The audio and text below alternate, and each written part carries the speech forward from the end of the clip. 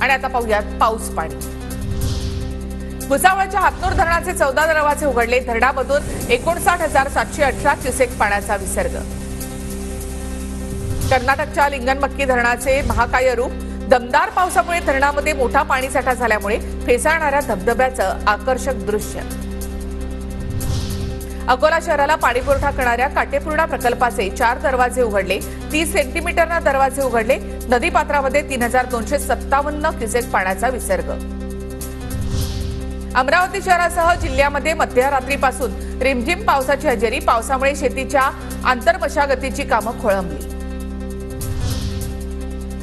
सांगलीच्या शिराळा तालुक्यामधील चांदोली धरण क्षेत्रामध्ये अतिवृष्टी कायम। 24 तासामध्ये 95 मिलीमीटर पावसाची नोंद। सलग 4थ्या दिवशी पावसाची हजेरी। नागपूरच्या कळमन्यामधील बेला नदीच्या पुरामध्ये अडकलेल्या व्यक्तीला स्वतःचा जीव धोक्यात घालून मंडळ अधिकाऱ्याने वाचवलं। मंडळ अधिकारी नौदलातील माजी सैनिक। पुण्यातील 4 कमान धरण हे 95.30% भरलं। पुणे जिल्ह्यातील पश्चिम पट्ट्यामध्ये कोसळणाऱ्या पावसामुळे धरण भरली। पुण्यातील पश्चिम पट्ट्यामध्ये 614 मिलीमीटर पावसाची नोंद। जुलै महिना संपला तरी जळगाव जिल्ह्यामधील 31 गावांना 38 टँकरद्वारे पाणी पुरवठा। मान्सून वेळेवर दाखल झाला असला तरी समस्या कायम।